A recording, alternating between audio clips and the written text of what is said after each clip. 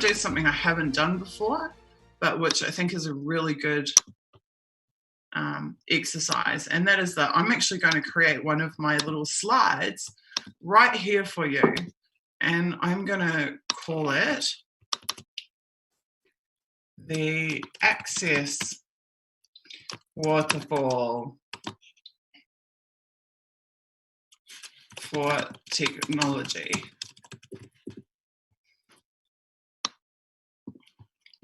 Who gets technology first?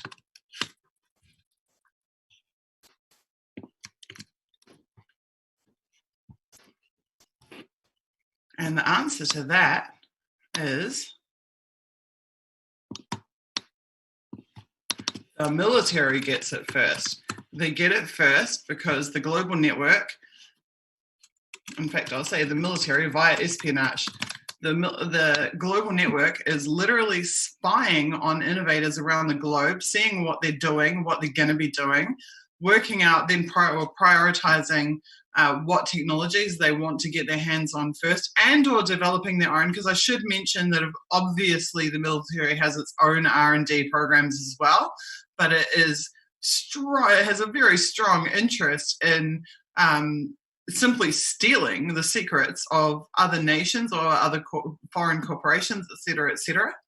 So the military has access to technology long before we do.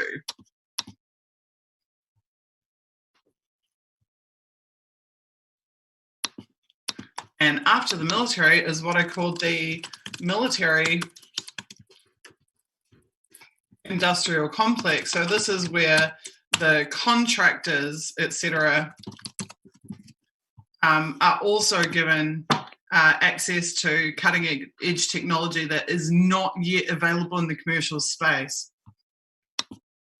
So I'll just give a couple of quick examples there in terms of the military having primary access. In one of the NSA documents, it's talking about 1990, and it's talking about how the global network, as it existed in 1990, already operated and had access to a multinational multimedia portal. So they were sharing videos and picture files between themselves in 1990. Now, in 1990, we were using monochrome screens, and we're lucky if we could use a news group. We didn't have email, and these guys were sharing like video files and photos with each other the way that we were in like 99, 2000, 2001. And this is what I mean about we're a decade behind them. And just in terms of the military industrial complex getting access to technology before any of us do, there are some fantastic WikiLeaks files about that. So in WikiLeaks hacking team files, so this is an Italian corporation, private hacking corporation, mercenary hacking corporation called the Hacking Team. In their emails, which were leaked to WikiLeaks, they had marketing materials from defense industry weapons manufacturers. And in those emails, they were being offered access to hardware and technology which was only available to the military industrial complex, which was not in the commercial sphere, which you and I could never go and access or buy, but the access to it was being extended to corporations and companies like Hacking Team, who are like satellite companies or satellite service providers for the military industrial complex. So that's yet another example of what I would call tier 2. So tier 1 is like the military is the top of the food chain. The military is the control this planet, and all of our countries, not our governments, are in control. It's the militaries who are in control. They are tier 1 for access to technology. Tier 2 is this military industrial complex. Okay, so then tier 3. I would consider tier 3 would be the the commercial market for the global elite, right? So this is the people who can, because that's just one other thing about that Hacking Team, the Italian crowd that I was talking to you about a second ago.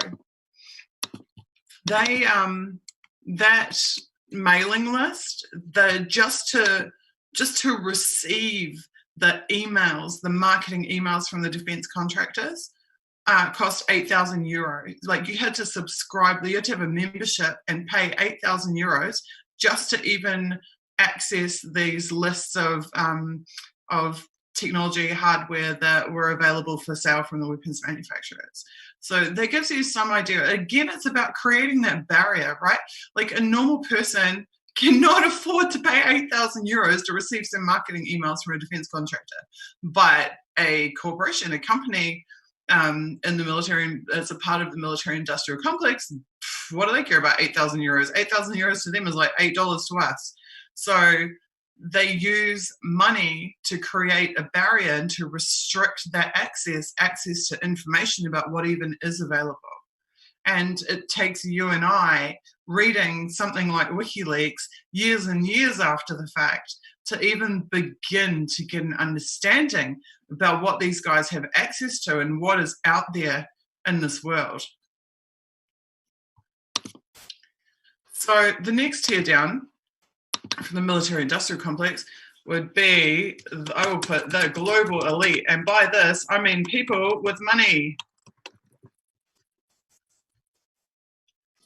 And I'm sure like you would have seen it because they like to show their stuff off on, like, you know, whatever, Lifestyles of the Rich and Famous and the many MTV offshoots in more recent years. You will see in the mega mansions, they have technology in their homes which is beyond the wildest dreams of any consumer. And the reason, once again, that they have that is because they have money. And so those who have been, whose activities have been blessed by the systems of control that run our society have been fiscally rewarded.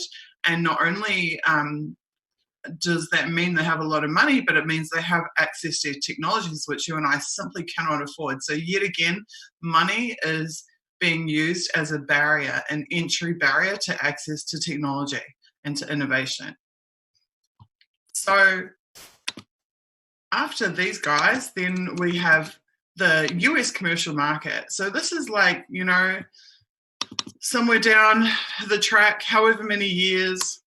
You think about like 1990, this is a multimedia portal, right? So maybe 92, these guys are getting access to it. So maybe 95, these guys are starting to get access to it. So now it's 1999 and they're ready to roll it out to the American public. And generally speaking, the American public are the first ones to get access to the first regular citizens of the world to get access to technology. So I'll put here US commercial market.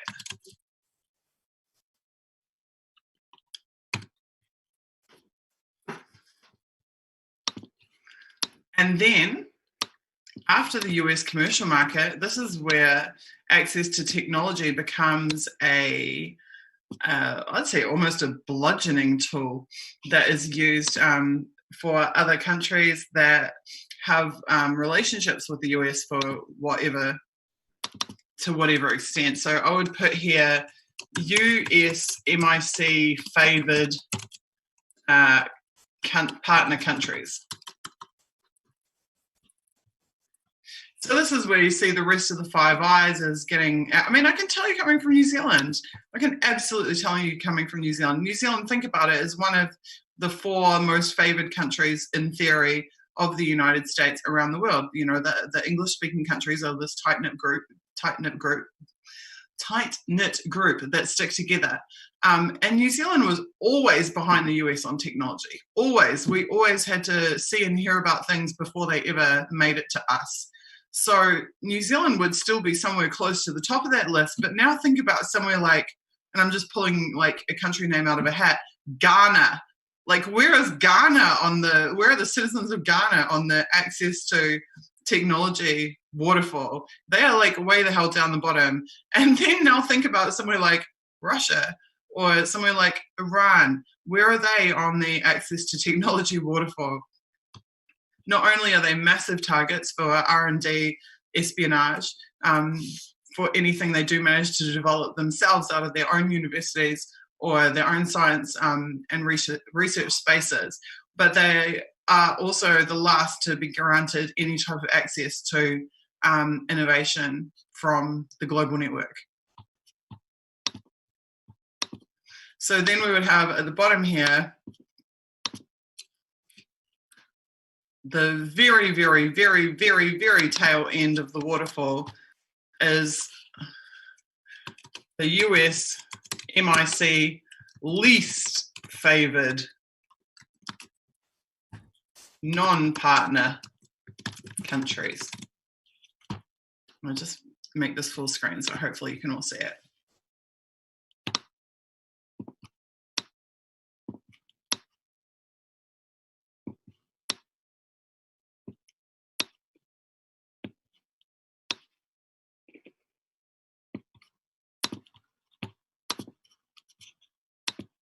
So there you go. For any of you who were wondering whether I actually make these screens myself, whether I make these slides myself, yes, all of this is my own research, is my own deductions, and it's based on years of research. And if you go back through my body of work and my body of articles, you'll discover that every little piece of information I give you here is from research that I did at any given time and wrote about in my long form articles.